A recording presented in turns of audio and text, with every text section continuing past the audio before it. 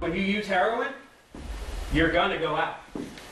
And by going out, it means you're gonna die. Your heart will stop. How many times have you heard that warning? How many times have you ignored it? Everybody knows that heroin is bad, but few people think it will actually affect their family. It is very easy to think of heroin as another person's problem. One local mother did, until her one and only son became an addict. He was the child of my heart. You know, I brought him home. This was what I brought him home in. And there wasn't 1 second of his life that I didn't cherish. Lisa Calkins-Wright waited 39 years for her baby boy to be born. She named him Dak. It means destroyer of God's enemies. He worked real hard, came home, got up, you know, went to school. He was a normal kid with normal friends. Then Dak had started doing drugs, and things really didn't get serious till probably about 11th grade. before he was old enough to vote, buy cigarettes, or drink alcohol, Dak was using heroin. Nobody thought it was a problem until, he thought it was just, he was doing it for fun, and it turned into an addiction. I found these little square postage stamp looking things. Yeah, I didn't know what they were. What they were? Stamp bags like these, recently taken off the streets of Somerset County. Most of the time, that's how they package them. You notice that they're maybe in different colored wrappers. They have stamps on. He told me that he had been snorting heroin. He called me up on the phone, weeping.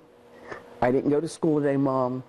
I'm with my friends, and I want to get off this stuff. I watched him go through withdrawal, and I held him in my arms every night while he was sick. He would lay in bed with me, and I would hold him. It lasted, a week or so, and it eventually got out of his system. And then what I'm telling you why I'm stupid is I thought that was it. Okay, my son's off this stuff. By the looks of things, Dak had beaten his addiction. He graduated from Rockwood High School, passing classes he struggled to understand, including geometry. 2 weeks after graduation is when because I used to check in his room, and I saw the needles. And at that point, I just said, that's it. You're out of my house.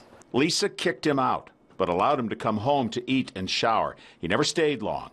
Then one Saturday night, the police came knocking. And he sat down and he said, your son is dead.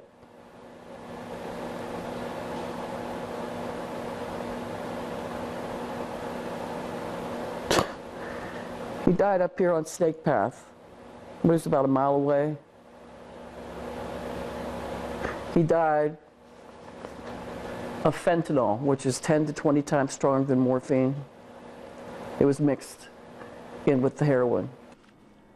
Dak Calkins, the seemingly normal kid from Rockwood, his mother's miracle baby, dead of a heroin overdose at age 18. There was only one thing that I cared about with my whole being,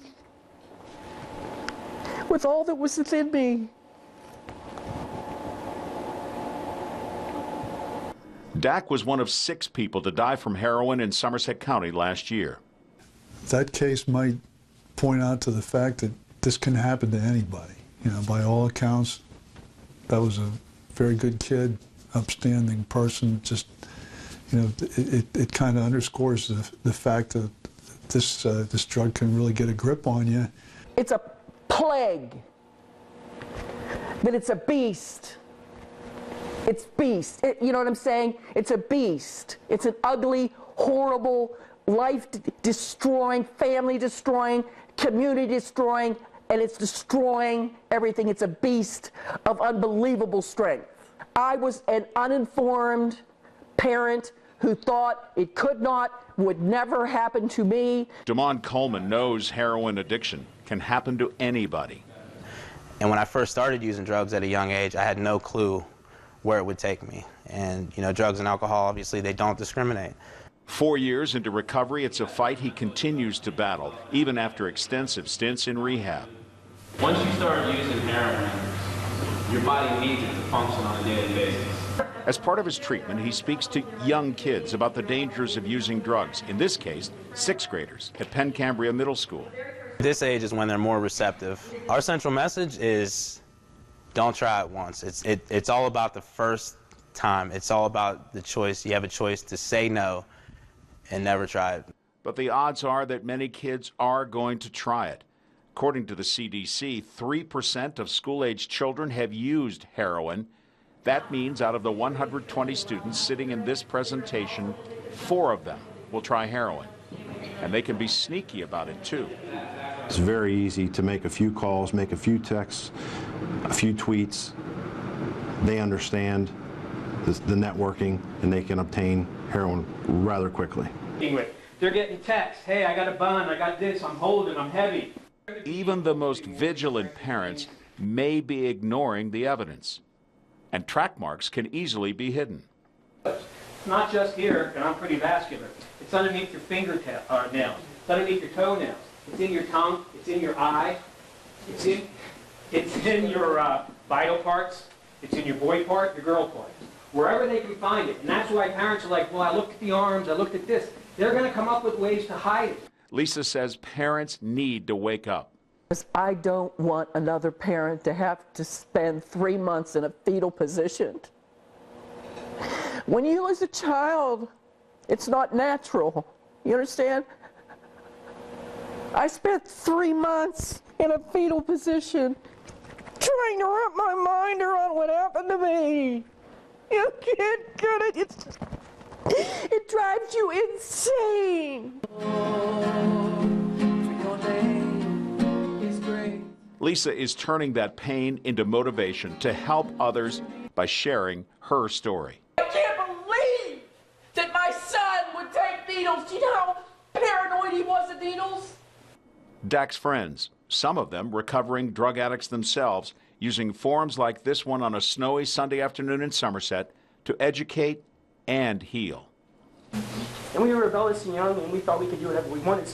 You don't think that someone that young is going to pass away. You think your friends are going to be around for a while.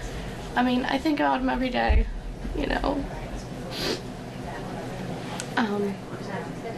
It's just really hard to know that if I want to hang out with him, I can't just call him. Where's he going to be? And I can't just, you know, we used to ride dirt bikes, you know, I used to ride dirt bikes up to his house just to see him, you know, and we can't do that anymore. And I was just used to him being around all the time. And if my son could die, your son can die. Die. Death. His friend Lucas Hay says Dak has come to them in dreams, including one who's currently in treatment. And he woke up and he thought he was still, like, he thought he was awake, and Dak was sitting on his bed. He said,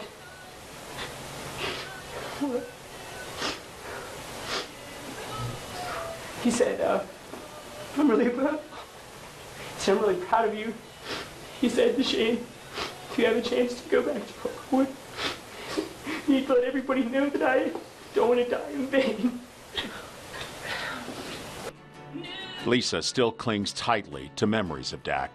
She wears a Seven Springs lanyard with his picture on it around her neck, his death certificate and toxicology report in close reach. I couldn't fight to save his life because I never thought it would happen to my son. My mind's on you, lying in your youth, it haunts me.